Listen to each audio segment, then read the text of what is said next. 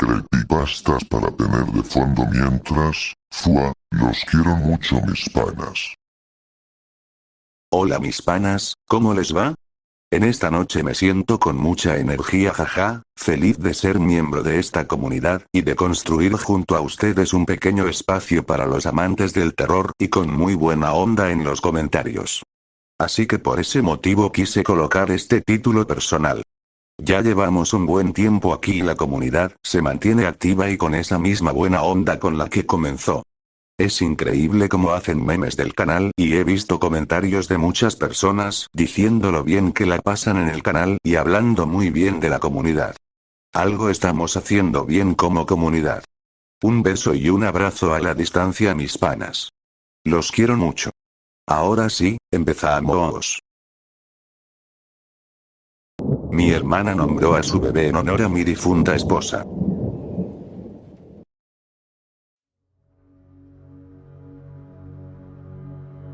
Cuando supe que mi hermana estaba embarazada, me alegré por ella. 8 meses después, cuando decidió llamar Mary a esa cosa, estuve a punto de matarla. Mary era el nombre de mi difunta esposa. Desapareció hace 7 años.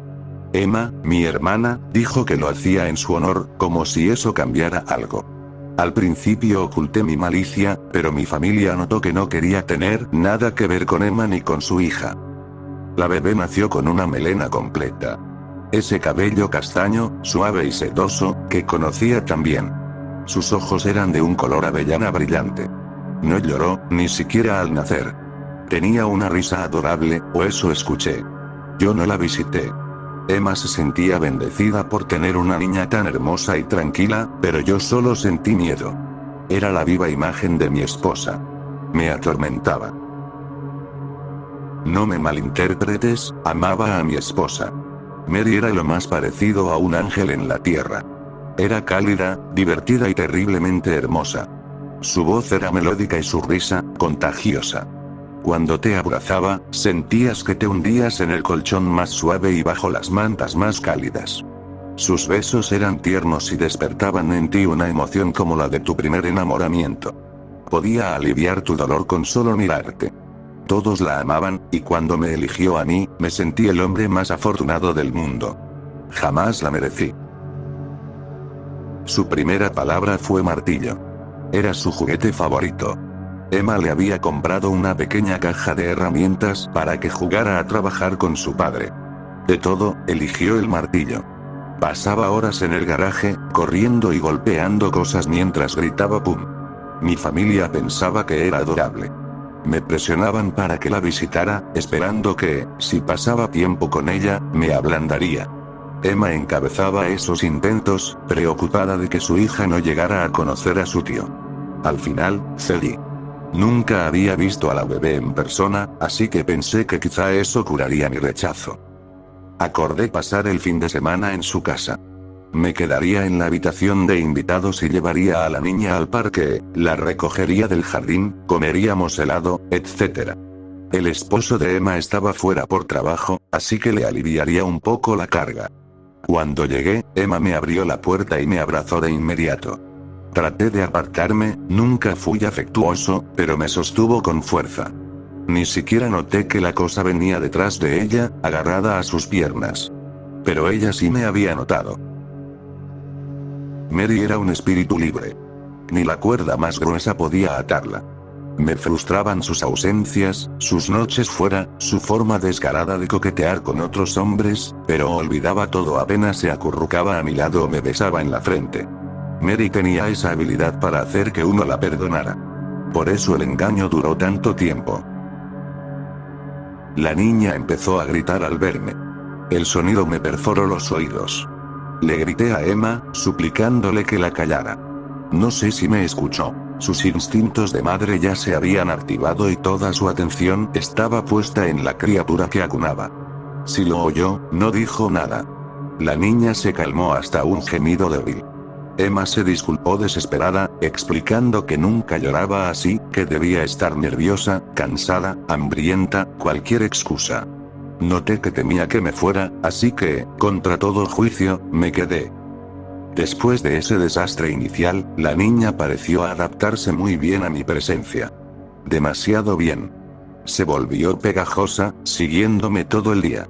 Esperaba afuera cuando iba al baño, me observaba desde lejos cuando hablaba con Emma, y aparecía de golpe tras las esquinas para asustarme, riéndose con esa risa horrible cada vez. Cada vez que estaba por perder la paciencia, Emma encontraba una excusa para que no me marchara. Finalmente llegó el momento de llevarla al parque. Pensé dejarla allí, dar unas vueltas en el auto mientras jugaba con otros niños, y recogerla más tarde. No tenía ningún interés en cuidarla. Todo salió según el plan al principio. La dejé en el parque, volví al auto y estaba por arrancar cuando vi algo raro.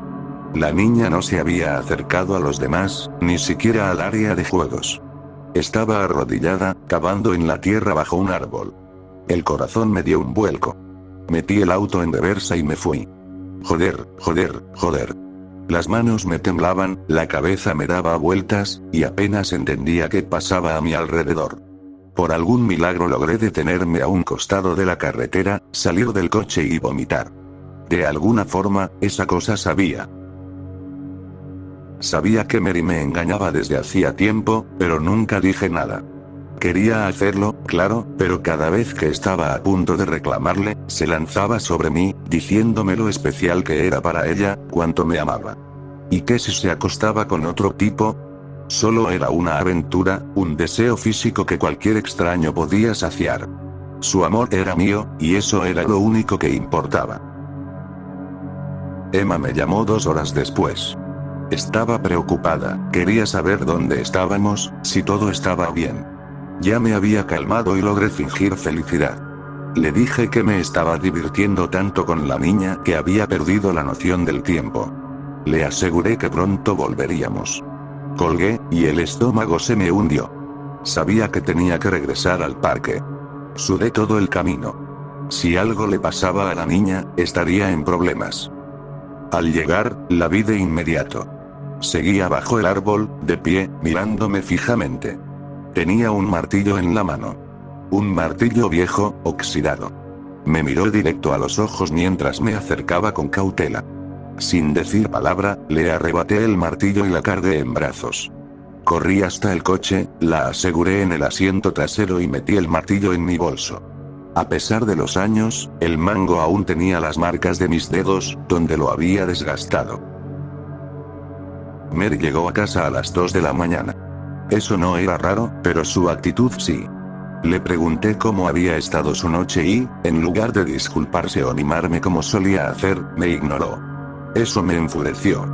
Le grité. No reaccionó. Le lancé insultos. Se puso audífonos. Traté de agarrarla del brazo. Se apartó. La empujé. Corrió al dormitorio y cerró la puerta con llave. Dormí en el sofá esa noche. Cuando desperté, ya no estaba. Ni siquiera escuché cuando se fue. Fui al baño y algo brilló en el cesto de basura.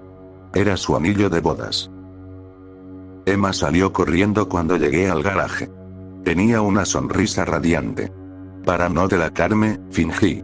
Saqué a la niña del auto y la ayudé a bajar. Cenamos juntos y vimos televisión. Cada minuto fue insoportable, pero si eso mantenía a Emma tranquila, valía la pena. Arropé a la niña esa noche. Fui a darle un beso en la frente, y me sonrió. No una sonrisa cualquiera. La sonrisa de Mary. Salí corriendo del cuarto y me encerré en la habitación de invitados hasta tranquilizarme. Me preparé para dormir e intenté relajarme. No pude. Los pensamientos no paraban, mi mente iba en 1000 direcciones. Me levanté para ir al baño, y cuando regresé, Mary me estaba esperando. La luz de la luna iluminaba su rostro. Estaba tan hermosa como la recordaba. Se veía en paz, serena, viva. Igual que la noche en que llegué del trabajo. El mismo día en que encontré su anillo en la basura. Apreté el mango del martillo. No quería hacerlo otra vez, pero no tenía opción. Cuando terminé, conduje hasta mi casa. Nuestra casa. Fui a la parte trasera del garaje y empecé a cavar. No debía tomar mucho. La tumba se suponía que era poco profunda. Cavé hasta que el sol comenzó a asomarse por el horizonte. No la encontré. Mary no estaba allí. Decidí volver. La casa de Emma estaba a oscuras. Fui a la habitación de invitados. La cama estaba hecha, intacta.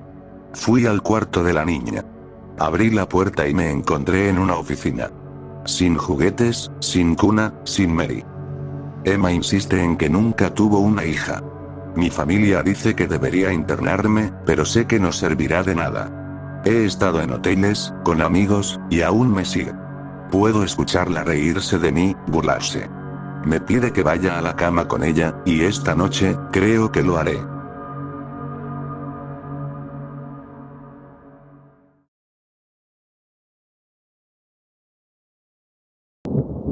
No escuches la voz en el callejón.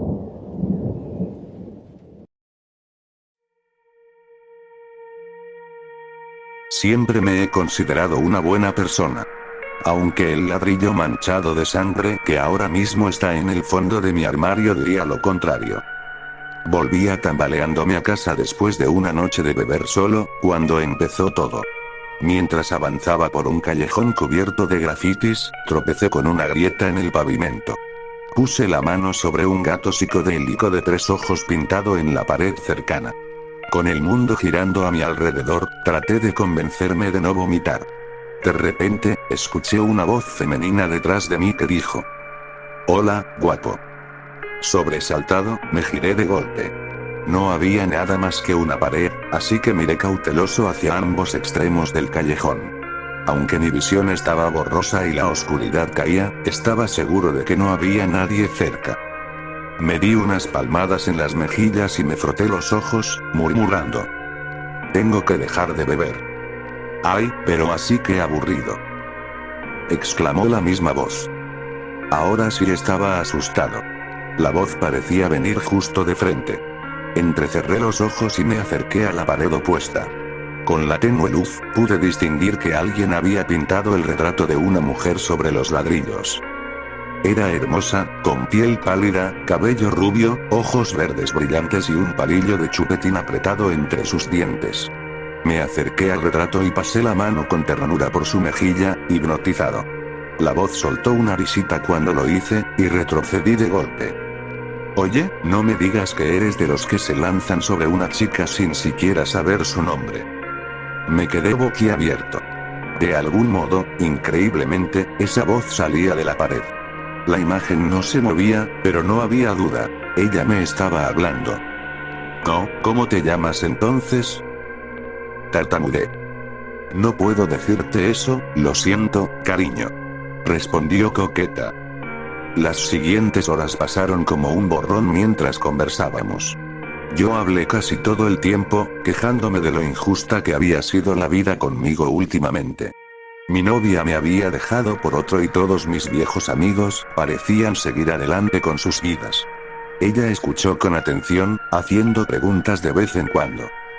Créeme, ahora sé lo patético que suena todo esto. Pero en ese momento había algo en esa imagen que me atraía sin remedio. Quiero pensar que me había embrujado de alguna forma, pero tal vez solo digo eso para aliviar la culpa. Ya de madrugada, escuché que alguien se acercaba. Dejé de hablar de golpe y fingí que solo estaba recostado contra la pared. Estaba oscuro como boca de lobo, apenas podía distinguirlo, pero por el olor me di cuenta de que estaba borracho. Cuando pasó un poco más allá, la chica susurró: «Asqueroso. Qué perdedor patético. Seguro estuvo bebiendo solo. Qué desperdicio de vida». Me quedé helado. Hasta entonces había sido dulce conmigo. No entendía de dónde salía esa agresividad. Lo peor fue que sentí que estaba describiéndome a mí. «Deberías agarrar ese ladrillo detrás de ti y reventarle la cabeza, cariño. Le harías un favor al mundo». Retrocedí un paso y miré por encima del hombro. Ahí estaba, un ladrillo apoyado en la pared, justo donde antes me había detenido. Mi corazón empezó a acelerarse y cerré el puño. Una furia extraña, ajena, comenzó a arder en mi interior. De pronto estaba de acuerdo con ella. Él era basura humana, una plaga para la sociedad. Nada que ver conmigo. Tomé el ladrillo en silencio. Caminé tras él con sigilo, convencido de que estaba haciendo lo correcto. La rabia crecía más y más hasta que explotó en el momento en que levanté el ladrillo y lo descargué sobre su cabeza. Cayó al suelo, balbuceando algo incomprensible.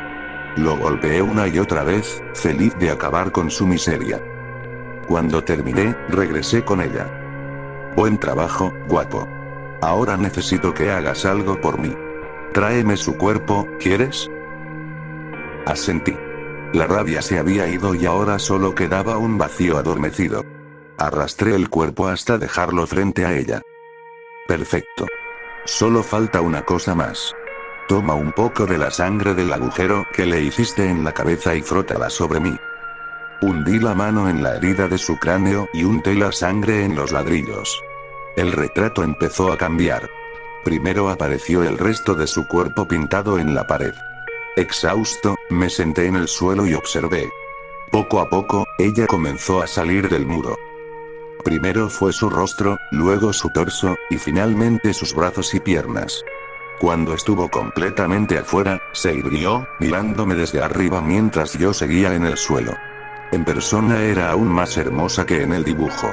Me atrapó con esos ojos deslumbrantes, luego sonrió. Sacó el palillo de chupetín de su boca y me lo entregó.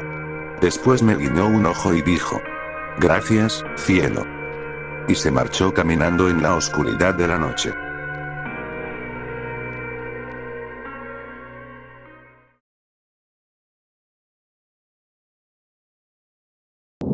Nunca pensé que me sentiría mal por un canguro.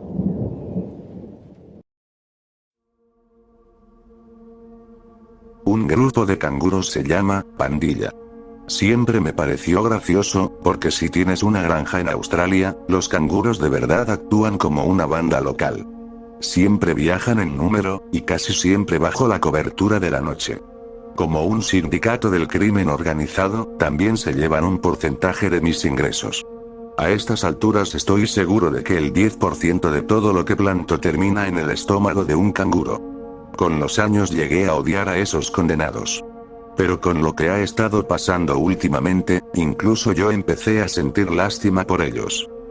Hace una semana, algunos de los canguros en mi granja comenzaron a comportarse de manera extraña. Normalmente, cuando llegaba por la mañana, todos saltaban gráciles dejándome solo cultivos a medio comer. Últimamente, sin embargo, noté que algunos se movían con lentitud. Al principio pensé que era algo bueno, suponiendo que habían contraído alguna enfermedad de otra pandilla vecina. Pero cuando empezaron a aparecer muertos, quedó claro que no era ninguna enfermedad. El primero que encontré estaba junto a una represa que había cavado recientemente. Era una hembra, y la pobre parecía hecha pedazos. Estaba de lado, de espaldas a mí, cuando me acerqué. Al darle la vuelta con la bota, vi que tenía un tajo profundo en el estómago. Parecía como si algo hubiera atravesado directamente su bolsa. Además, le habían masticado una pata y media cara. Después de eso, parecía que encontraba más cada día. Siempre eran hembras, y todas habían sido brutalmente destrozadas. Como todos los cadáveres mostraban signos de ser madres, al inicio supuse que una jauría de perros callejeros había desarrollado un extraño gusto por los ios. Y aunque por un lado era bueno que se encargaran de los canguros, sabía que si la manada crecía demasiado, podía volverse un problema mayor. Así que hace 3 noches me estacioné junto a mi cobertizo y esperé en la oscuridad, con el rifle sobre las piernas. Después de unas horas, justo cuando ya me empezaba a aburrir, escuché chapoteos junto a la misma represa donde había encontrado el primer cuerpo. Salí del camión con cuidado y me acerqué agachado hasta un árbol cercano. Era una noche despejada, así que pude ver que era un canguro el que hacía ruido. Estaba de pie junto al agua, bebiendo tranquilamente. Me molestó, pero decidí quedarme, suponiendo que tal vez eso atraería a los perros. Al cabo de unos minutos, el agua empezó a agitarse en el centro de la represa. Contuve el aliento al ver emerger en silencio una enorme cabeza negra. Por un momento solo se quedó mirando en dirección al canguro, que parecía no notar su presencia. Sin hacer ruido, la cabeza empezó a desplazarse hacia la orilla. A medida que se acercaba, su cuerpo emergió del agua. Solo con ver la cabeza y los hombros supe que superaba con facilidad el tamaño del canguro. Cuando estaba a unos metros de la orilla, el animal se detuvo, aún con la mirada fija en su presa. Todo ese tiempo no había hecho ni un sonido. La luna se reflejaba en sus enormes ojos mientras esperaba pacientemente. De repente, la hembra de canguro cayó de lado.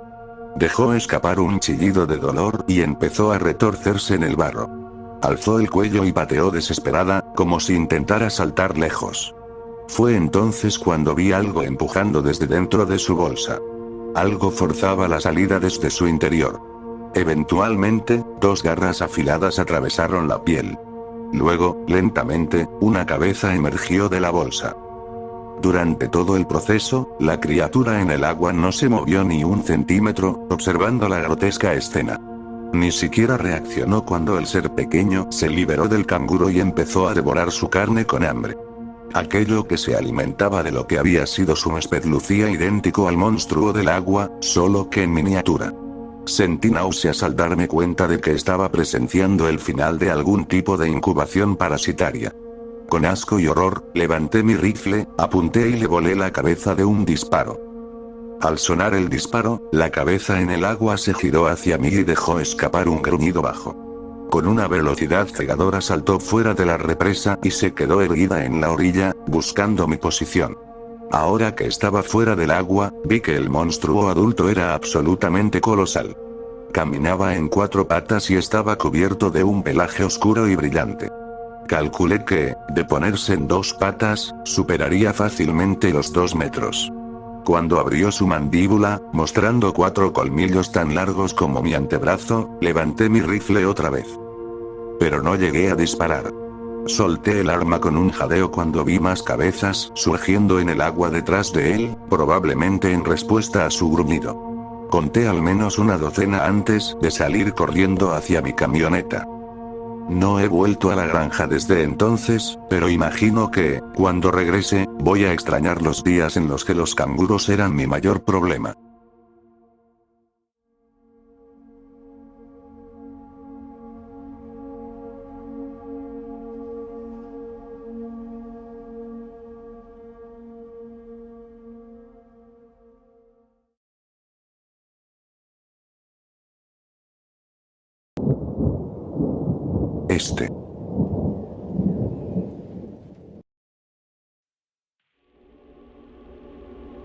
Hace mucho que no veo la tormenta. Siempre ha estado ahí, detrás de nosotros, susurrando a través del suelo que tiembla. Un rugido de fondo tras el viento. Llevábamos tanto tiempo por delante, avanzando apenas un poco más rápido que su avance mecánico. Hasta que llegaron las montañas. Entonces, mientras nos abríamos paso cuesta arriba por estas pendientes, la oímos retumbar más cerca, un temblor creciente en la tierra.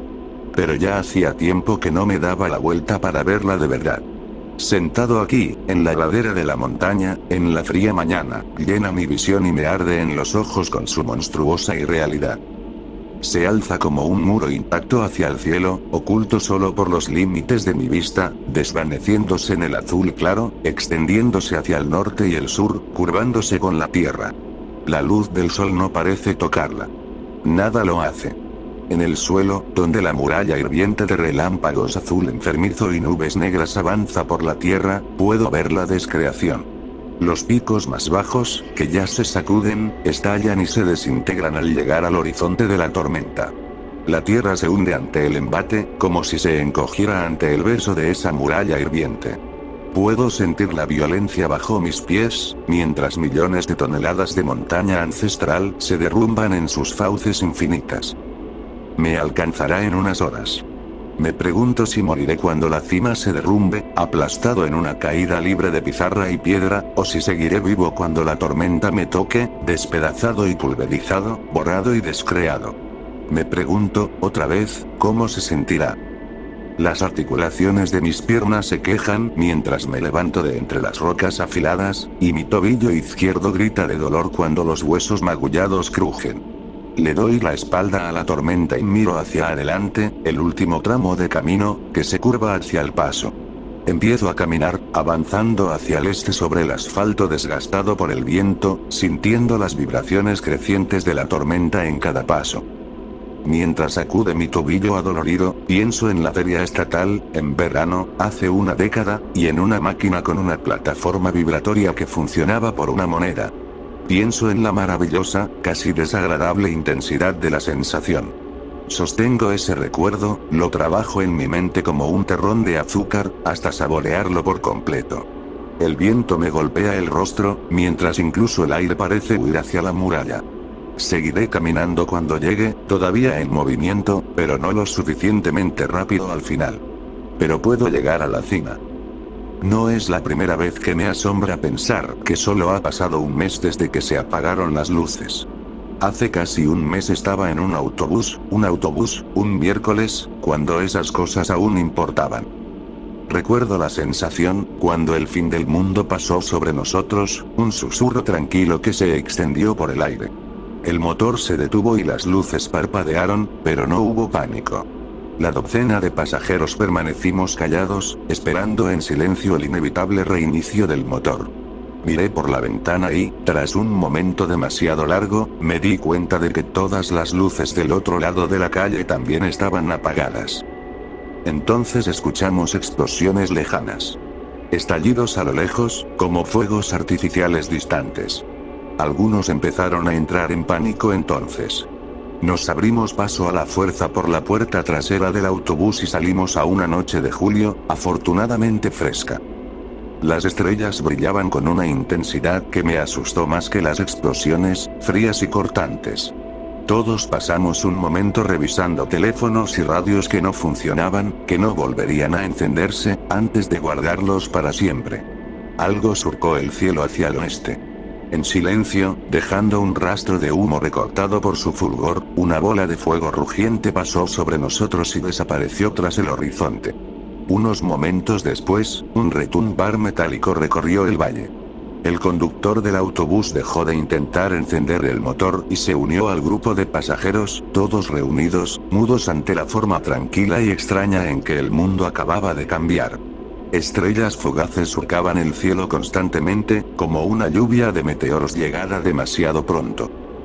Durante 10 minutos guardamos silencio mientras las explosiones disminuían.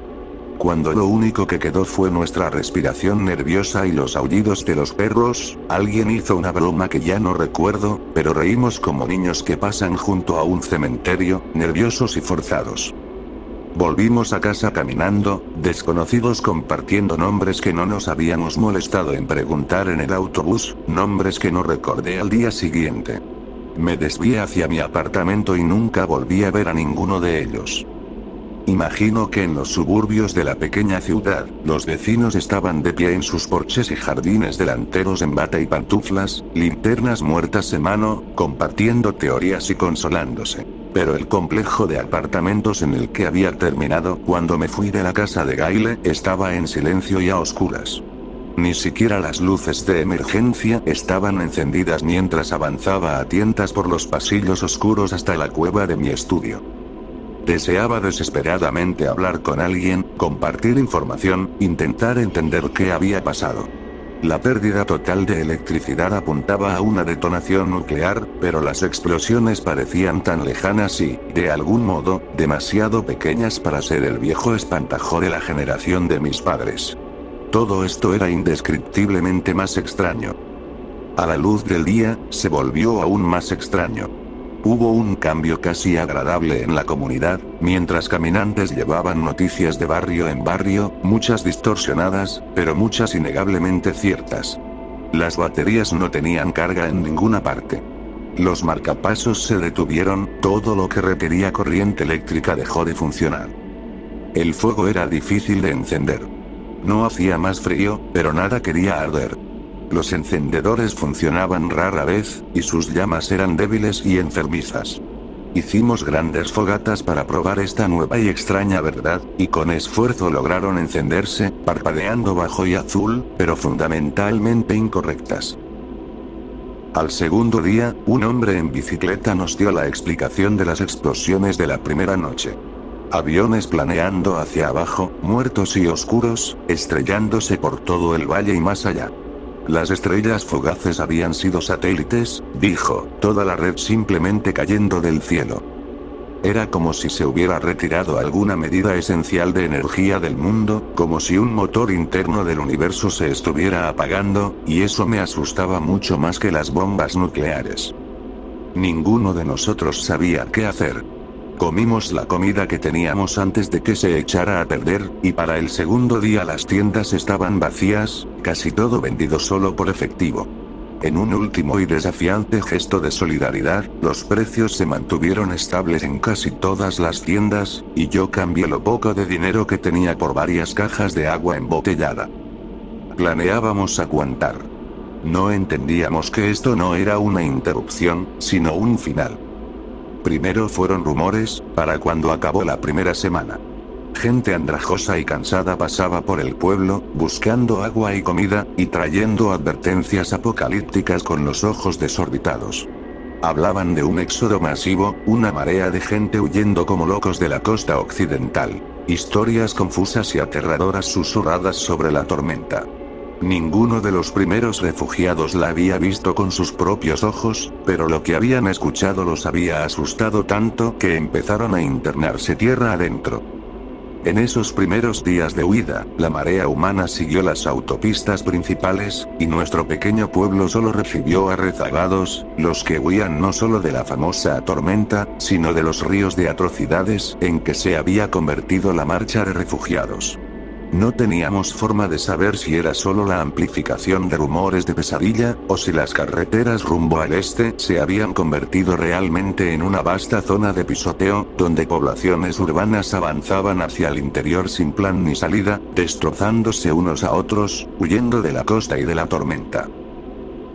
En los días siguientes, la gente del pueblo empezó a desaparecer, asustada por aquellas historias locas, emprendiendo su propia huida y evitando las carreteras principales.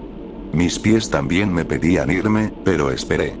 Me contuve, hasta la última oleada. Ellos estaban salvajes y con la mirada vidriosa, los últimos refugiados, los que habían esperado, como yo, en pueblitos más al oeste. Habían visto el mar humano de refugiados, habían visto los rastros de cadáveres que dejaban atrás, habían escuchado de la tormenta que por fin había tocado tierra, pero se habían quedado, esperando que todo fuera solo una locura temporal.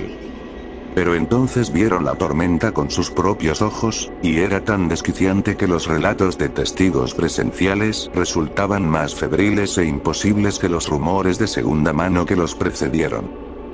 Yo ya estaba empacado, listo para irme, con mi última reserva de agua junto a un hornillo y un saco de dormir dentro de la mochila cuando llegó la última oleada, pero no salí todavía. Esperé un día más, hasta verla yo mismo. Se alzó por el horizonte occidental con el amanecer, como si desafiara al sol que se alzaba en el este, devorando toda la luz. Durante 3 horas la vi deshacer las estribaciones, tragándose tierra, bosque y río. El mundo se alzaba y se perdía, buscando la nada como un amante, desapareciendo para siempre en la muralla hirviente de locura imposible, dejando solo destellos de relámpagos azules arqueándose entre las nubes negras. Relámpagos, nubes. Tormenta. Son metáforas imperfectas. La tormenta de la descreación no es una tormenta, no está hecha de lo que están hechas las tormentas. No hay nubes, no hay relámpagos, solo oscuridad hirviente y energía dentada. Ni siquiera estoy seguro ahora, mientras pule la tierra detrás de mí, de si realmente puede verse. Tal vez nuestros cerebros colocan fantasmas de formas reconocibles sobre la pura irrealidad de la tormenta. Tal vez solo se ve como la nada que es, y simplemente no podemos aceptarlo. Tucker solía decirles a sus seguidores, cuando empezaron a marcarse las líneas, que era la boca de Dios. Que algún día podríamos aceptarla, y veríamos a través del velo negro de la tormenta y veríamos el banquete divino por lo que realmente era. Cuando solo quedó el valle abierto entre la tormenta y yo, huí de mi casa, con los talones golpeando los caminos rurales, hasta que alcancé a los refugiados de la última oleada, en algún lugar del valle central, y fue con ese pequeño grupo de tercos tontos, los que también habían esperado hasta verla, que viajé las últimas 3 semanas. Tucker estaba allí, callado al principio, golpeado por la pérdida de alguien que amaba en las autopistas convertidas en mataderos, pero entonces, no había líderes. Compartíamos suministros, recogiendo latas en gasolineras de carretera y repartiéndolas entre todos. Dejábamos atrás a la tormenta de día, pasábamos noches cortas y tranquilas riendo alrededor de la pobre fogata, despertando siempre con la tormenta en el horizonte. Cada día, nos adelantábamos, siguiendo los rastros borrosos de los refugiados que iban adelante, siempre evitando el rastro de pertenencias abandonadas y cadáveres hinchados de moscas. Así encontrábamos tiendas sin saquear y reservas intactas, cosas que la gente había dejado atrás. Éramos terriblemente ineficientes en esos primeros días, pero hacíamos más que solo sobrevivir, y eso nos daba esperanza. Entonces llegamos a las estribaciones, y empezamos a frenarnos. Habíamos ganado algo de ventaja sobre la tormenta, habíamos tenido unas pocas mañanas en que no la veíamos en el horizonte, solo sentíamos las notas graves de su presencia. Esa pequeña esperanza y buen ánimo que habíamos acumulado se evaporaron, como la tierra ante la tormenta. 2 noches después, durante la lenta subida, una lata abollada de sopa enfermó a 3 de nosotros. Tardamos demasiado en la mañana mientras vomitaban sus entrañas, y la tormenta apareció de nuevo, asomando por el borde del mundo. Un tipo de pánico silencioso nos atrapó a todos, y retomamos los caminos rurales, empujados por el recordatorio fresco del fin que se acercaba. Tucker nos hizo avanzar, más rápido que antes, y cuando los 3 enfermos se rezagaron, Tucker les gritó que nosotros seguiríamos adelante, que se tomaran su tiempo, que montaríamos un campamento más adelante y los esperaríamos antes de partir. Nadie creyó esa mentira, pero todos jugamos nuestro papel, incluso los hombres muertos, con asentimientos pacientes y miradas vidriosas. Nunca llegaron esa noche, y nos fuimos aún más temprano que antes. Tucker nos mantuvo en movimiento, y el grupo empezó a volverse hacia él. Todos queríamos dejar atrás a los enfermos, pero Tucker lo hizo. En ese acto pasivo de asesinato consentido, la mayoría de nosotros entregamos nuestro destino a él, voluntariamente. Para cuando pasó otra semana, al llegar a la base de las montañas dentadas, Tucker empezó a cargar cada vez menos peso y a comer cada vez más. Pero las montañas nos quebraron. Nuestra velocidad se redujo a la mitad. Los caminos se desviaban de nuestra dirección, lejos del sol naciente, y nadie tenía un mapa ni recordaba qué paso de montaña era el más directo. Nos vimos forzados a seguir los pasos de las primeras grandes oleadas de refugiados, y ahora los bordes de la carretera estaban llenos de enfermos y muertos. Filas y filas de pies desnudos y ennegrecidos, despojados de calcetines y zapatos, sobresalían de la hierba junto a la carretera.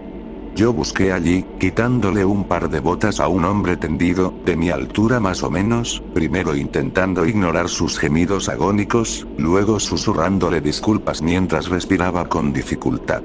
Era imposible saber cuántos de los refugiados originales habían llegado tan lejos o habían seguido subiendo por la montaña, pero no había comida en su rastro, ni apenas agua para saquear.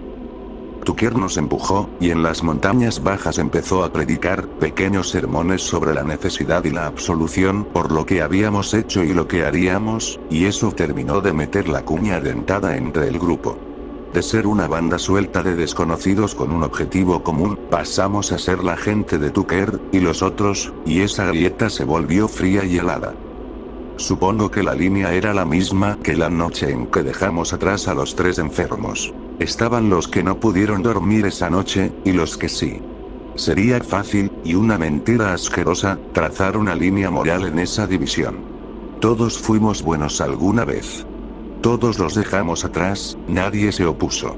La diferencia entre la gente de Tucker y el resto de nosotros era cuestión de quién aún tenía energía para sentir culpa, y quién tenía justo la suficiente para seguir lo que veía como su mejor y única esperanza. Era Tucker quien se encargaba de los suministros, de repartir la comida cada noche. Para cuando me di cuenta de lo que había pasado, ya era demasiado tarde. La gente de Tucker se aferró obstinadamente a su salud, y el resto de nosotros empezamos a decaer. Un poco menos de agua, unas calorías cruciales menos. A medida que el frío y la altitud hacían más duro el trayecto, Tucker apretó su control sobre nuestros cuerpos, y empezamos a marchitarnos.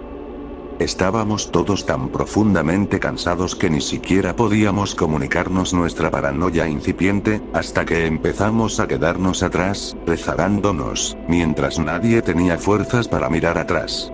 Uno por uno, hasta que, cerca de la cima del paso, solo quedaban la gente de Tucker y yo.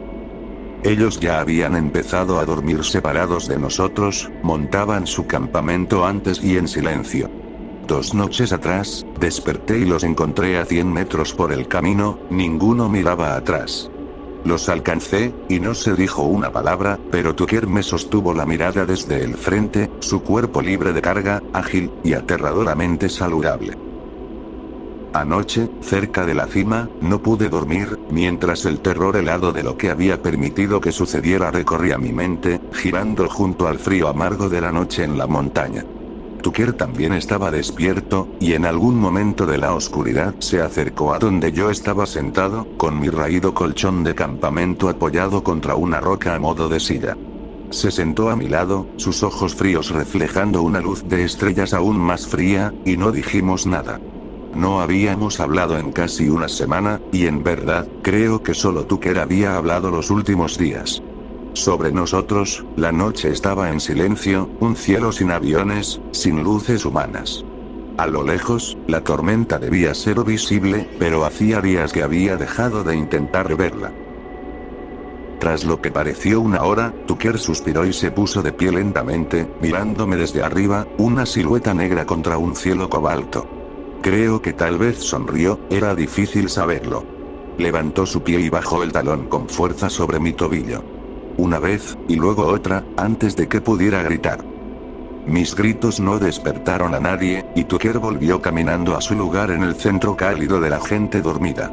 Quise levantarme, ir a destrozarle el cráneo, pero mientras las astillas agudas de dolor se convertían en un latido sordo, no encontré fuerzas para levantarme, ni voluntad o capacidad para matar, solo, al fin, la rendición del sueño. Cuando desperté esta mañana, ya se habían ido, muy lejos, al otro lado del paso. A mis pies, alguien había dejado una botella de agua y una lata de carne. No es suficiente para sobrevivir, pero ese gesto mudo de disculpa, fue lo único que me permitió ponerme de pie, lo único que me dio algo de dignidad para enfrentar la tormenta. Y ahora camino hacia la cima del paso, para mirar del otro lado antes de morir. En una mano llevo el agua, en la otra, la lata de carne. Mi mochila quedó abandonada en algún punto más abajo. Las llevo como pequeños talismanes, un último recordatorio de que no todos somos Tucker. Que todos seguimos siendo nosotros mismos. Aunque nada de eso importe. Llego a la cima del paso, y empiezo a buscar un buen lugar para morir. Pero encuentro algo más, algo mejor que la muerte. Un rastro de gotas de sangre sobre el asfalto, que llevan hacia o desde un campo alpino de rocas. A cada lado de las gotas de sangre, empiezo a distinguir huellas débiles de neumáticos sobre la grava pedregosa. El rastro me lleva hasta un cuadro de cuerpos y sangre salpicada bajo el cielo claro. He visto muchas escenas de asesinato en el camino, más a medida que las oleadas de refugiados se canalizaban por estos senderos, pero no es lo que pasó aquí lo que me llena de una oscura alegría, sino lo que quedó atrás. Solo los más insensatos mantuvieron sus carritos y carros cuando la carretera se topó con las montañas, pero aquí, bajo la luz del sol de la mañana, hay una verdadera camioneta, una vieja Datsun amarilla, más óxido que metal. 3 de las llantas están reventadas, meros jirones de goma gris alrededor de aros doblados y picados. Al frente, amarrado al parachoques, queda el resto de un arnés, donde alguna vez estuvo enganchado un tiro de caballos que arrastró la camioneta cuesta arriba y por la montaña solo para morir aquí. 3 de los caballos están a unos metros, arrastrados desde la camioneta para ser descuartizados. Sus cadáveres están pelados hasta el hueso, primero por hombres y luego por los buitres que salpican el cielo sobre cada carretera que he recorrido este último mes. En la parte trasera de la camioneta quedan los restos de una vez gran reserva de agua y comida. Lo único que queda ahora son unas vejigas plásticas rasgadas y cuarteadas, el valioso líquido que alguna vez contuvieron hace tiempo se perdió en el aire árido. Unas pocas latas de comida descansan en una esquina, abiertas a golpes de martillo. La camioneta tiene muchas heridas pequeñas también, prueba del tiroteo que mató a los 2 hombres a mis pies. Entre los surcos de los buitres, sus heridas de muerte se leen como escrituras, declarando la naturaleza cambiada de nuestro mundo moribundo. Privadas del poder total de la combustión enfocada, las balas aún matan. Pero en lugar de perforar, estos disparos empujaron grandes cráteres poco profundos en su carne. Ambos hombres recibieron muchos disparos antes de sucumbir. En la cabina del camión yace lo que solo puedo suponer fue el dueño de esta fortuna. Su pecho aplastado y destrozado, sus ojos vidriosos y lechosos. Su piel no está tan ennegrecida como la de los otros, y solo tiene una herida, grave como es. En su mano aún sujeta el enorme revólver que mantuvo a raya a sus asesinos, como si siguiera ahuyentando atacantes, incluso en la muerte. Charcos casi secos de sangre negra quedan pegajosos en el asiento, prueba de una muerte lenta y herida, aquí en lo alto de la montaña.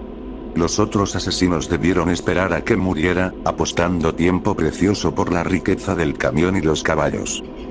Tomo el arma del conductor, compruebo que quedan 2 balas, y veo en ellas 2 oportunidades de arrebatarle mi destino a la tormenta. Por un minuto, me embriago con la idea de escupirle a la descreación mientras envío una bala lenta atravesando la parte más delgada de mi cráneo. Vivo ese momento una y otra vez, incluso mientras siento el suelo estremecerse con la llegada de la tormenta. Entonces oigo el resoplido asustado y la respiración seca del 4.º caballo. Se ha movido de donde estaba escondido, y se queda a unos 50 metros, al otro lado de la carretera, con cuerdas desgarradas colgando de su arnés y brida retorcidos. Sacude la cabeza hacia mí, y luego hacia la muralla de la tormenta que se aproxima, y golpea el suelo con miedo y frustración, los ojos en blanco. Ignoro el grito de mi tobillo, ni siquiera lo escucho después de una docena de pasos mientras avanzo a trompicones hacia la bestia gris moteada. Mi acercamiento brusco parece confundirlo tanto como el horror absurdo que avanza en el cielo, y logra dar unos pasos atrás, relinchando de terror antes de que lo alcance. Intento agarrar la cuerda, fallo, y me lanzo de nuevo. Trata de encabritarse y escapar, pero mis dedos se cierran sobre el cordón de nylon desgastado y me aferro con un agarre de muerte. Siento cómo se desgarran capas de piel de mi palma mientras el caballo grita incómodo como una mujer, y sacude la cabeza de un lado a otro. Me mantengo firme y le grito de vuelta, con la mirada igual de desquiciada. Le rujo a la bestia, y él me responde chillando, y me siento desnudo y vivo de una forma que no recuerdo haber sentido jamás. Ya cerca, oigo un crujido estremecedor, mientras los huesos del mundo se derrumban en la boca de la tormenta, y me aferro a mi única oportunidad de vivir. El caballo está exhausto, sus costillas asoman bajo la piel manchada y harapienta, pero alguna vez fue una bestia enorme. Lo maldigo y le grito, y su lucha termina cuando se rinde. Montarlo resulta la tarea más difícil de todas, incluso cuando empieza a someterse a mi voluntad, me cuesta un esfuerzo inmenso lanzarme y arrojar mi cuerpo sobre su lomo sin silla. Logro colgarme de su espina, las vértebras sobresalientes presionando mi estómago vacío. Con esfuerzo, gracias solo al estado de agotamiento, miedo y desnutrición de la bestia, levanto mi pierna herida y me encaramo, acomodándome en una posición encorvada, con mi mano ensangrentada tirando fuerte de la brida. Puedo ver ahora, desde mi precario asiento sobre un caballo moribundo, el mundo empezando a desmoronarse en los bordes, el horizonte de sucesos de la descreación devorando, triturando montañas ancestrales como si fueran maleza de verano, avanzando inexorablemente hacia la cima del paso. A menos de 1 milla está la fauce de Dios, el lento masticar del fin del mundo, y hundo mis talones en las costillas que sobresalen y me doy la vuelta, para comprarme un poco más de tiempo. Solo un poco más de tiempo. El caballo necesita poco estímulo. Descendemos juntos por la ladera contraria del paso, lejos de la tormenta. Acaricio la crin desgarrada bajo mis dedos, y no me sorprende descubrirme llorando mientras le susurro agradecimientos al animal.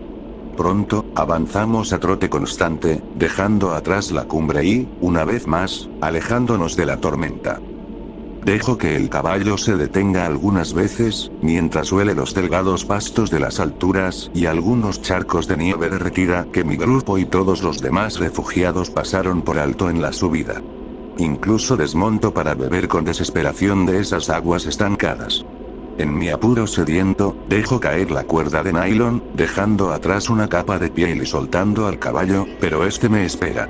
Me gustaría atribuirlo a algún tipo de lealtad mutua de supervivientes, pero solo veo ojos vacíos, ya velándose, mientras su cuerpo sobrecargado empieza a apagarse.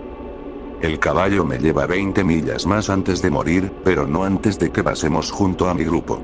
Me miran en silencio, la pistola metida en mi cinturón. Algunos rostros de miedo, otros bajan la mirada con culpa, pero la mayoría simplemente observa con expresiones vacías, como si siempre hubieran esperado que regresara en cualquier momento y no estuvieran ni contentos ni sorprendidos. No sé qué esperaba yo de ellos, pero el reencuentro es tan hueco como reconfortante. No les guardo rencor, y no espero nada de ellos más allá de su esencial presencia humana.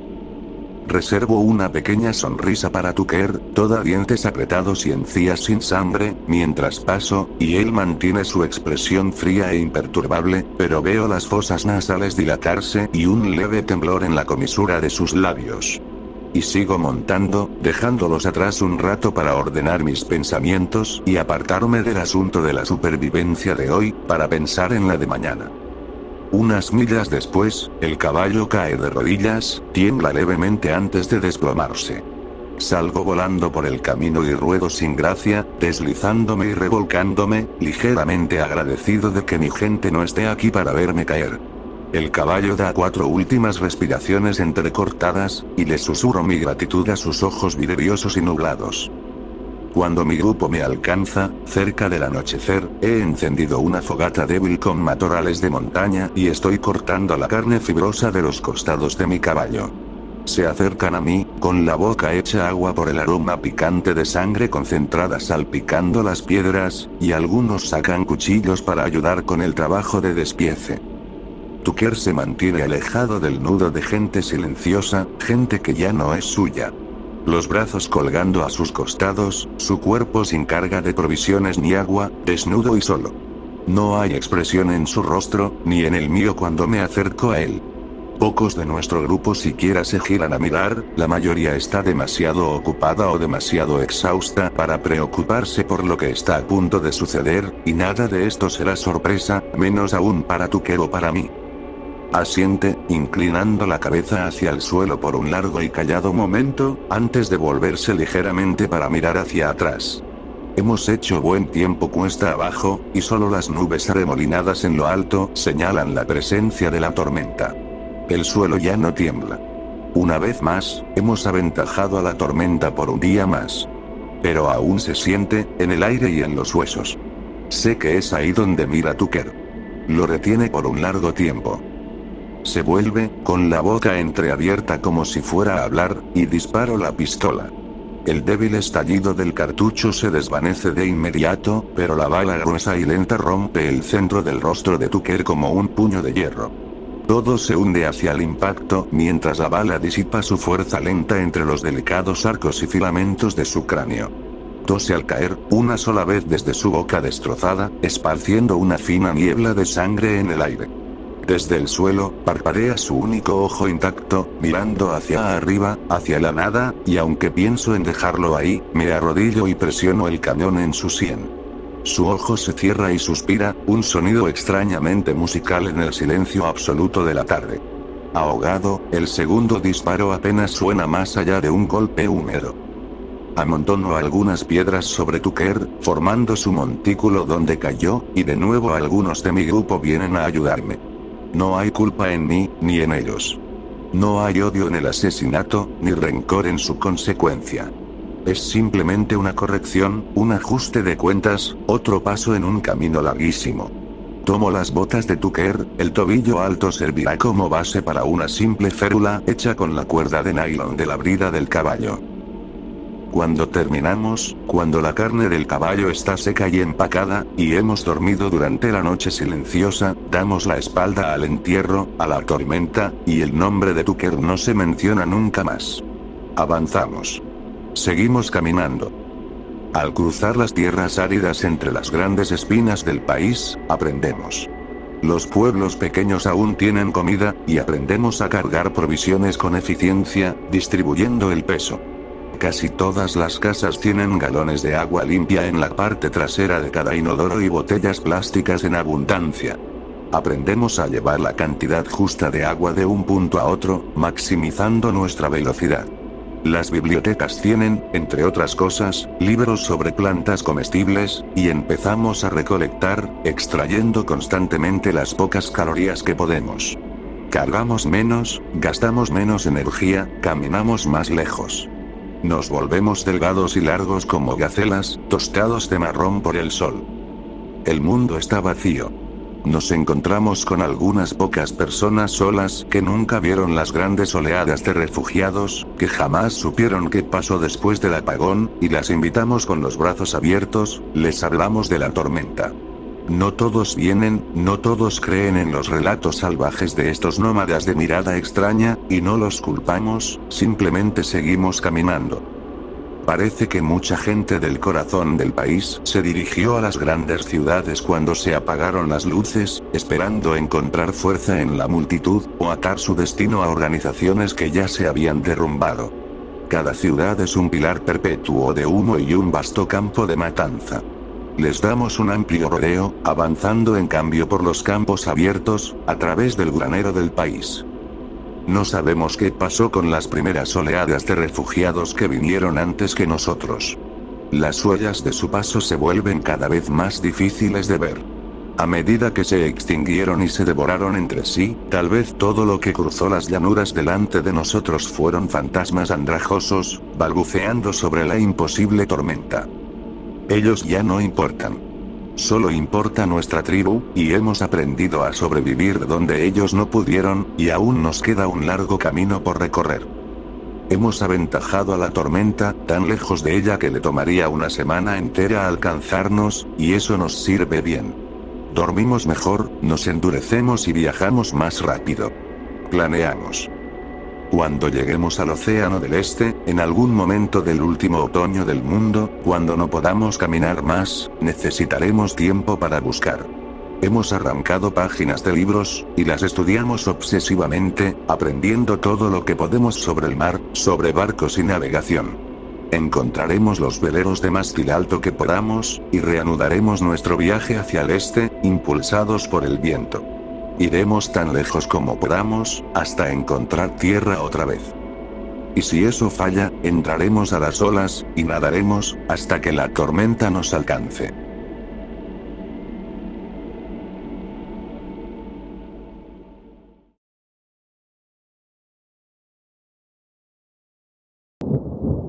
Mi padre era un adicto al trabajo.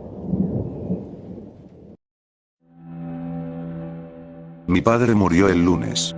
El trabajo siempre fue su prioridad número 1, y al final le pagó su devoción con una muerte temprana. Nos dijeron que la causa parecía haber sido un ataque al corazón. Murió tranquilamente en su escritorio, después de otra noche trabajando hasta tarde. Mi madre y yo fuimos hoy a recoger sus cosas, y encontré esta carta escondida bajo algunos papeles en su escritorio. Quiero aclarar, antes de compartirla, que mi padre no era fanático de las bromas, ni del horror ni de lo sobrenatural. No tengo idea de por qué escribió esto, pero necesito respuestas. Por favor, si alguien tiene alguna idea de lo que realmente le pasó, necesito saberlo. 97. Ese es el número de días que han pasado desde la primera vez que regresé al trabajo. El número de días desde la última vez que vi a mi esposa y a mi hijo. El número de días desde la última vez que me crucé con otro ser humano con vida. No sé cuánto más podré soportar esto, así que estoy escribiendo esto para que, si alguien llega a encontrarme, mi familia sepa lo que me pasó. Todo comenzó un lunes de marzo. He repasado los eventos de ese día 1000 veces en mi cabeza, lamentando cada momento. Esa mañana, como siempre, Kyle no quería levantarse de la cama y le grité, enfurecido, por hacerme llegar tarde al trabajo. Val intentó calmarme, y justo cuando estaba diciéndome que debía ser más paciente con él, le grité que o lo ayudara a levantarse o se callara. Esa mirada herida en sus ojos es el último recuerdo que tengo de ella. Recordarlo me parte el maldito corazón, y es lo único que me ha mantenido con vida tanto tiempo, porque no puedo permitir que ese sea su último recuerdo de mí. Ella se alejó y yo salí de la casa furioso, decidido a no llegar tarde a mi estúpido trabajo, el mismo que siempre puse por encima de las cosas que realmente importaban. Llegué a la oficina con el mismo mal humor con el que había salido de casa. Karen me saludó alegremente y me ofreció un café recién hecho, y yo le respondí fríamente: espero que tengas los contratos del nuevo proyecto en mi escritorio. Dios, qué imbécil era. Ahora veo a Karen y desearía poder disculparme, pero lo único que queda de ella es su blusa floreada, desgarrada y colgando sobre sus restos óseos. Mi día estuvo lleno de reuniones a las que di más importancia de la que merecían, y entre ellas me las arreglé para abusar emocionalmente de más de un becario nuevo, todos los cuales ahora son esqueletos apilados en la esquina norte de la sala de conferencias. Recuerdo lo emocionados que estaban el primer día, pero yo me encargué rápidamente de arruinarles ese entusiasmo. La jornada terminaba a las 5:30, pero ya pasaban las 7 cuando Karen entró y me preguntó si podía irse. Creo que me dijo que era el cumpleaños de alguien, tal vez de su hijo. Como pueden ver, me importaba muchísimo la vida de las personas con las que trabajaba. Por supuesto que no. Le dije. ¿Acaso me ves yéndome? ¿Estás diciendo que tu trabajo es tan poco importante que ni siquiera notaría tu ausencia? Le solté las palabras con desprecio.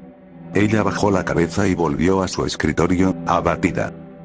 Poco después de las 9 finalmente decidí dar por terminado el día. Karen seguía en su escritorio y la ignoré por completo al salir. Tal vez, si hubiera prestado atención, habría notado que algo andaba mal, o tal vez no. Quizá todo aún era normal en ese momento, pero como ni siquiera la miré, nunca lo sabré. Fui al estacionamiento, subí al auto, y esa fue la primera vez que salí del trabajo. Conduje los 45 minutos que toma llegar a casa, esperé a que se abriera la puerta del garaje, entré, apagué el motor, bajé del auto, y me di cuenta de que estaba de nuevo en el estacionamiento de la oficina. No podía ser demencia, me dije. No era tan viejo aún. Había llegado a casa, lo recordaba perfectamente, pero no estaba allí. Empecé a respirar rápido, al borde del pánico. Volví a sentarme en el auto, respiré hondo y decidí que debía haberme quedado dormido cuando me subí al coche, soñando que había manejado hasta casa. Tenía sentido, no era nada grave. Solo tenía que conducir de verdad esta vez y luego reírme al contárselo a Val. Cuando salió el sol esa mañana, finalmente me rendí. Intenté conducir a casa 6 veces, y las 6 terminé nuevamente en el estacionamiento al bajar del vehículo. Ya casi no me quedaba gasolina. En una de esas veces intenté parar en una gasolinera, pero al bajarme frente a la bomba, simplemente volví a aparecer en la oficina. El resto del día lo pasé intentando regresar caminando. Mi oficina está al final de una calle propia que se conecta a la carretera principal a 1 kilómetro aproximadamente. Podía llegar hasta la carretera, pero una vez que doblaba y caminaba un poco, terminaba regresando por la misma calle hacia la oficina. Eventualmente, intenté caminar en línea recta por el bosque detrás del edificio, pero siempre terminaba de nuevo en el mismo punto, unos 30 minutos después. Fue entonces cuando finalmente pensé en Karen, que seguía en su escritorio la noche anterior. No sabía si había logrado salir, y me sentí un idiota por no haberlo comprobado antes. El alivio que sentí al verla ahí se desvaneció en cuanto noté lo azul que tenía el rostro. Le tomé el pulso, pero no había ninguno. Probablemente llevaba muerta todo el día. Me sorprendió encontrar que todos los demás seguían también en la oficina, sentados en sus escritorios o en las salas de reuniones, pero todos estaban igual que Karen. Intenté usar cualquier dispositivo que pudiera comunicarme con el exterior, pero nada encendía. Ni las computadoras, ni los monitores, ni los teléfonos. No había forma de pedir ayuda, ni siquiera de hacer saber a alguien dónde estaba. Lo que hice en mi último día normal me atormentará por siempre, pero no puedo decir que lo haya hecho mejor en los meses que llevo atrapado aquí. Al final acepté que no había forma de contactar con el exterior y me derrumbé en un rincón de mi oficina, llorando. Pasaron lo que parecieron días mientras miraba la pared, demasiado entumecido para moverme o pensar. Fue el hambre lo que finalmente me sacó de ese estado. El edificio tiene una cocina, pero no está abastecida, y solo había algunos almuerzos olvidados que podrían durarme un par de días. No pasó mucho antes de que la desesperación me consumiera. No fue por medios naturales que mis colegas se convirtieron en esqueletos sin carne. Siendo el monstruo que soy, he sobrevivido alimentándome de la carne podrida de los cuerpos de aquellos con los que solía trabajar. Karen fue la primera, luego los becarios, el equipo ejecutivo, y después fui de escritorio en escritorio, de piso en piso. Alguien debe sobrevivir. Me repetía mientras profanaba los restos de los muertos por mi propio deseo egoísta de seguir con vida. Rogaría la misericordia de Dios, pero sé que ya no queda perdón para mí. La cordura es algo frágil, y siento que la mía se ha estado rompiendo desde hace tiempo. Esta carta puede ser mi último acto racional antes de que la locura, y con suerte, la muerte, me lleven. Te amo, Val. Te amo, Kyle. Lamento tanto no haber sido un mejor esposo y padre. Solo puedo rezar para que el mundo fuera de esta oficina siga en pie y que encuentren una vida mejor sin mí. Que el mundo al menos le conceda a mi familia la bondad de permitir que estas palabras les lleguen. De un hombre destrozado. David Frederick.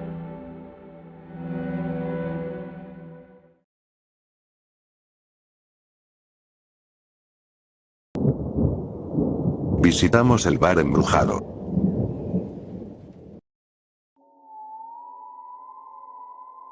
Estoy en una ciudad del sur de Estados Unidos por una conferencia sobre folclore y leyendas. Perdón por no dar detalles exactos de la ubicación. No quiero atraer más atención hacia el bar, ni ser la causa de que alguien más tenga esta experiencia tan inquietante. Bethany y Melanie, así las llamaré, son estudiantes de posgrado, y yo venía desde muy lejos. Me dijeron que iban a investigar el que se consideraba el bar más embrujado de la ciudad. Aunque me intrigaba, al inicio rechacé la idea porque no bebo, pero Melanie tampoco. Su motivo era puramente paranormal. El bar estaba en la calle principal. La zona era muy concurrida, con fachadas cuidadas y una vida nocturna animada. Carruajes paseaban a las parejas, y los bares estaban llenos. Sin embargo, este bar quedaba al final de la calle. A medida que avanzábamos, los edificios se veían cada vez más deteriorados, y el ambiente cambiaba por completo. La música de jazz se desvanecía hasta quedar solo el silencio interrumpido por motores que rugían en calles cercanas. Los locales estaban vacíos, algunos con ventanas rotas, y nosotros, siendo visitantes evidentes, llamábamos la atención de unos fumadores frente a una tienda de tabaco. Y ahí, al final, estaba el bar. Un edificio de ladrillo solitario con un viejo letrero de neón, medio encendido. Al principio la puerta no se movía y pensé que estaba cerrado, pero las luces interiores revelaban algunos clientes. Con ayuda de Bethany conseguimos abrirla. Fue esa típica escena. Todos en el bar se giraron a mirarnos en silencio. Había una rócola, pero no sonaba música. Bethany y Melanie fueron a la barra mientras yo busqué una mesa. Escuché a Bethany decir oímos que este lugar estaba embrujado, y el cantinero respondió con un simple sí, sin más explicación. El sitio era un verdadero antro. Luces amarillas y verdes, una silla rota junto a la mesa de billar y tablones tirados en el piso hacia el baño. Cuando dejé mi mochila, pedí un refresco. El cantinero me miró con frialdad. No tenían. Me conformé con agua en un vaso de plástico, sin hielo. Melanie y yo tratamos de animar el ambiente mirando la rócola. Elegí una canción y ella otra. Pero en vez de sonar, el aparato emitió un chasquido y empezó una guitarra solitaria. Nos miramos incómodos. Quizás habíamos tocado los botones equivocados o simplemente estaba dañada, por eso no había música antes.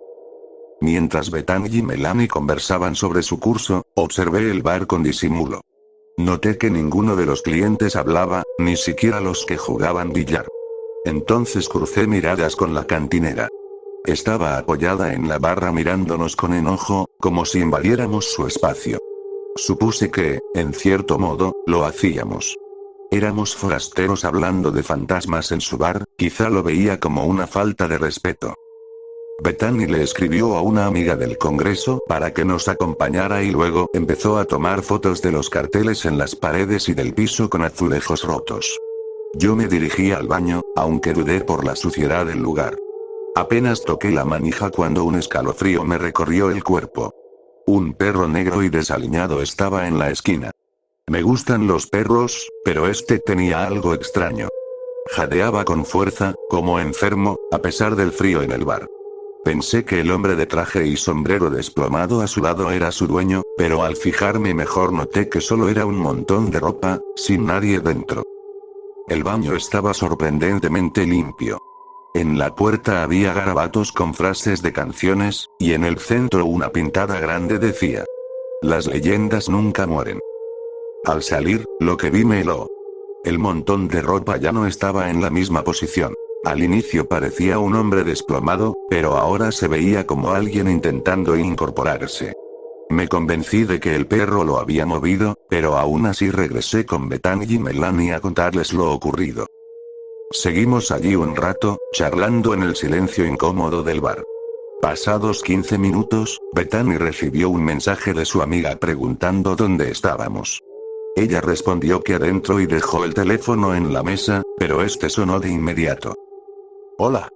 ¿Qué tan cerca estás? Ah, estamos en la esquina del fondo, entra, ¿qué? ¿Estás en la dirección correcta? Calle principal 523. Espera, voy a buscarte afuera. Melanie y yo la miramos intrigados. Dice que está afuera y que no puede entrar porque la puerta está cerrada. Cree que el bar está clausurado. Ahora todos los presentes nos observaban fijamente. Para no quedarnos bajo esas miradas, Melanie y yo acompañamos a Bethany. La puerta fue igual de difícil de abrir que al entrar. Vamos. Murmuré, al notar que los clientes estaban de pie, mirando hacia nosotros. El perro cruzó el pasillo. Esta vez parecía más amenazante, mostrando los dientes en un gesto parecido a una sonrisa. Salimos. La puerta pesada se cerró sola detrás de nosotros. La amiga de Bethany estaba al otro lado de la calle mirando su teléfono. Nos vio y se acercó con gesto confundido. ¿Dónde estaban? Preguntó en broma. Adentro, si quieres entrar con nosotras. Respondió Bethany, señalando el bar. Pero está cerrado. ¿Hay una entrada trasera? No, no está cerrado, está. Los tres volteamos a mirar. Todas las ventanas estaban cubiertas con periódicos. En la entrada colgaba un letrero. Reapertura 19 de julio.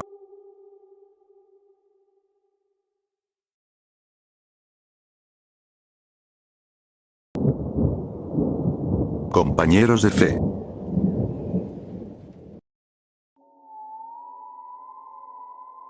El panorama de la televisión de madrugada o de muy temprano en la mañana puede ser un lugar sombrío y desolado. No puedo contar cuántas veces me he encontrado despierto a las 4 de la mañana viendo un infomercial de algo como aspiradoras para la impotencia o limpiadores faciales y preguntándome: ¿por qué estoy viendo esto? ¿En qué momento me equivoqué en la vida? Creo que la televisión se ha vuelto mucho más aburrida en los últimos años porque todo está demasiado controlado por los patrocinadores. Con tanta vigilancia, la gente ya no puede salirse con la suya como antes. Quizás eso sea algo bueno. Pero si uno tiene tiempo libre y está dispuesto a atravesar toda la basura, de vez en cuando se encuentra una pequeña joya interesante. Según mi experiencia, suelo toparme con estas cosas en los canales de acceso público, internacionales o religiosos. El programa del que voy a hablar ahora pertenece a esta última categoría. Era un humilde programita llamado Amiguitos de la Fe, protagonizado por interacciones entre niños y marionetas, junto con historias bíblicas y canciones. No era nada ambicioso ni bien producido. Era poco más que una versión de segunda de Plaza Sésamo con lecciones de la Biblia incluidas. Si alguna vez has visto cosas como lección bíblica de ciencia cristiana para niños o marionetas de la familia Weiser, era ese tipo de show con una vibra igual de inquietante. Muy parecido a Plaza Sésamo, salvo que te dejaba una sensación de incomodidad ligera. Pero eso no quiere decir que no tuviera su propio toque especial, y vaya que lo tenía. Se mantenía fiel a su idea básica y, a diferencia de JCSBL, no daba la sensación de que todo el show fuera el producto de una sola persona loca. Aquí debieron estar involucradas al menos 3 personas igual de chifladas para producir Amiguitos de la Fe. Definitivamente era un proyecto de bajo presupuesto, limitado tanto en dinero como en creatividad. Lo que me llamó la atención fue el tono y los personajes, y esa vibra tan única que tenía. He oído decir que el mensaje en sí es menos importante que la forma en que se transmite. Amiguitos de la Fe parecía tener esto como uno de sus principios básicos. Así que, aunque su contenido era similar al de otros programas de este tipo, carecía del típico filtro para hacerlo más digerible para el público infantil. Las historias bíblicas se contaban mediante una narración acompañada de una presentación de imágenes hechas a lápiz de color, que a veces mostraban escenas bastante gráficas según la historia, como por ejemplo, el asesinato de Abel a manos de Caín. No se ahorraban la sangre como suelen hacer otros. Gente ahogándose en la historia del arca de Noé. Las plagas de Egipto, esta especialmente. Las desgracias de Job. Varias apariciones de Satanás, no gráficas, pero sí mucho más oscuras y serias que otras representaciones. Tampoco censuraban ciertas palabras. Si ponías atención, a veces escuchabas un bastardo o un asno. Siempre en contexto bíblico, claro, pero igual llamaba la atención. Aunque supongo que en estos tiempos, donde niños de 7 años juegan Resident Evil, nada de esto resulta tan impactante. Así que, sobre los personajes. Primero está el personaje principal, por decirlo de alguna forma. Pinky. Dios mío, Pinky. ¿Por dónde empiezo? Imagina a la rana René, pero con una cabeza grande y abultada, sin el típico volante en el cuello, y de color rosa. Básicamente, ese es Pinky. También destacaban sus ojos. Las pupilas eran un poco demasiado pequeñas y desenfocadas. Normalmente eso no importaría, salvo porque les encantaba terminar el programa haciendo un zoom a la cara de Pinky. Al personaje se le referían como él, pero nunca pude distinguir si la voz era de hombre o mujer. De cualquier forma, le dieron a Pinky una voz extraña, y no ayudaba que muchas veces hablara con una lentitud dolorosa y al azar. Solo puedo suponer que lo hacían para que los niños tontos lo entendieran, porque Pinky tenía un tono que rozaba lo condescendiente. Pinky era como el títere alfa, y todo el programa giraba a su alrededor.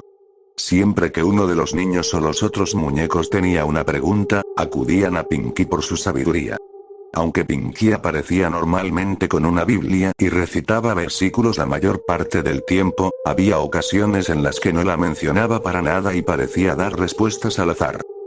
Lo primero que me llamó la atención del programa fue que el personaje de Pinky carecía por completo de calidez o empatía, cosa que solo empeoraba a medida que avanzaba el show. Daba respuestas, pero eran muy tajantes y, curiosamente, a la defensiva. Las preguntas sobre problemas difíciles las cortaba rápido con frases como: ten cuidado con preguntas así, o no cuestiones los designios de Dios. A Pinky le encantaba esta última frase, y la usaba como su forma de decirle a todos que se callaran. Los otros dos títeres eran Bertie y Gerta. Había otros que aparecían cuando hacía falta, pero estos 3 eran los fijos en cada episodio. Bertie era un hipopótamo azul y Gerta era un pájaro verde y peludo. Ambos eran poco más que tontos cuya única función era servir de contraste para Pinky. Se les ocurría algo, llegaban a conclusiones erróneas y los niños los llevaban con Pinky para que les pusiera en su lugar. Pinky les soltaba un discurso raro y desordenado, y ellos cambiaban de opinión. Pinky tampoco se privaba de lanzarles indirectas baratas a ellos o a los niños, pero nadie se atrevía a enfrentarlo, excepto una vez que Gerta lo llamó Sabelotodo. Esto no tuvo respuesta verbal, solo una mirada fría y llena de odio.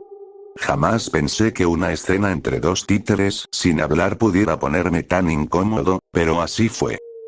Amiguitos de la Fe se volvió rápidamente un placer culposo para mí. Por muy imbécil que fuera Pinky, no podía evitar divertirme con la valentía de este títere. Pinky decía las cosas como son, según su punto de vista, sin importar si era adecuado o tenía sentido, y le daba absolutamente igual si ofendía a alguien o no. Esto quedó clarísimo en el episodio de la homosexualidad. Sí, hicieron un episodio sobre los gays. Y este tema tan delicado fue tratado con la sutileza de un martillo rompiendo un vidrio. Sodoma y Gomorra, dibujos de hombres barbones besándose con lengua, Levítico 20:13, estadísticas dudosas sobre el SIDA, todo el paquete. Pinky llegó al punto de sugerir que las violaciones en prisión eran una conspiración masiva de Satanás para volver homosexuales a los hombres. Era gracioso hasta que, al final, una niña pequeña le habló a Pinky sobre su hermano mayor, que recientemente había salido del closet ante su familia. Pinky la miró con desprecio y le soltó que era un pecador de mierda destinado al infierno, dejando a la pobre niña al borde del llanto. Fue entonces cuando empecé a preguntarme de verdad cuál era la intención de este programa. Siempre fue raro, pero los últimos episodios se volvieron bastante viles y crueles. Todo eso culminaría en el episodio final. Además de todo lo demás, incluso la forma en que Amiguitos de la Fe empezaba cada episodio era extraña. Pinky lanzaba preguntas como ¿qué opinas de? Antes de decir. Hoy vamos a hablar de, seguido de una pantalla negra con una palabra como culpa, o perdón, en letras blancas. La palabra del último episodio fue predestinación. Desde ese momento tuve un presentimiento horrible. Había visto otros programas infantiles tocar temas polémicos como la homosexualidad o el pecado, aunque de forma breve y mucho más cuidada. Pero jamás había visto un show infantil centrarse en, o siquiera mencionar, la predestinación. Debí saber que eso no auguraba nada bueno. El episodio empezó igual que los otros. Bertie mencionó una idea que había oído llamada predestinación y la comenta con Gerta y algunos niños, con toda la tontería de siempre y números musicales ridículos. Luego van a preguntarle a Pinky. Pinky reaccionó ante este concepto con un entusiasmo demasiado evidente, algo que nunca se había visto antes. Un niño pequeño le pidió que explicara qué significaba, y él le dijo. Algunas personas están destinadas al cielo y otras al infierno, divagando sobre el poder de Dios. El niño preguntó. ¿Pero no murió Jesús para salvar a todos? Y Pinky respondió. Murió por los elegidos. Los otros niños empezaron a entender poco a poco la gravedad de esto y se pusieron visiblemente asustados. El mismo niño le preguntó cómo podían saber a dónde estaban predestinados. Pinky le dijo.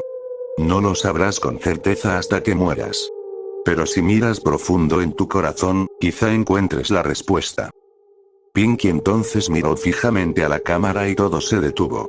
Pensé que el show había terminado, hasta que apareció otra pantalla negra. No hay redención para los condenados. Apareció otra presentación de ilustraciones, pero esta vez no había historia bíblica ni moraleja, solo una muestra de lo que le esperaba al espectador si no era elegido. Un hombre y una mujer abrazándose antes de ser quemados.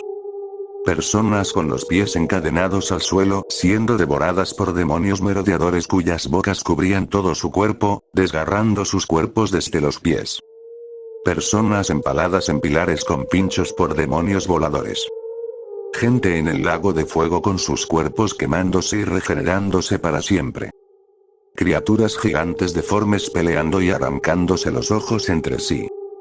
La música de fondo estaba mezclada con gritos y lamentos de dolor, intercalados con frases de Pinky como: esta es la ira del Señor, y me alegra ver a los pecadores recibir lo que merecen.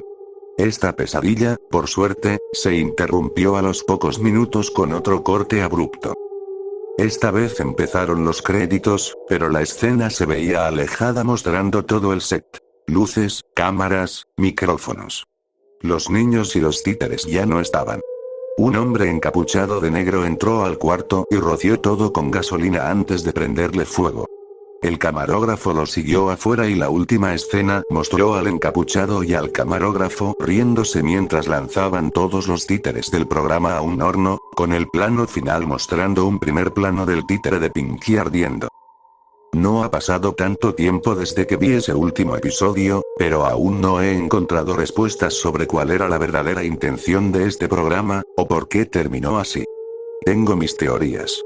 Tal vez siempre fue una parodia encubierta, o quizá a los creadores les cortaron el presupuesto y esa fue su forma de vengarse. O tal vez estaban simplemente locos. No lo sé,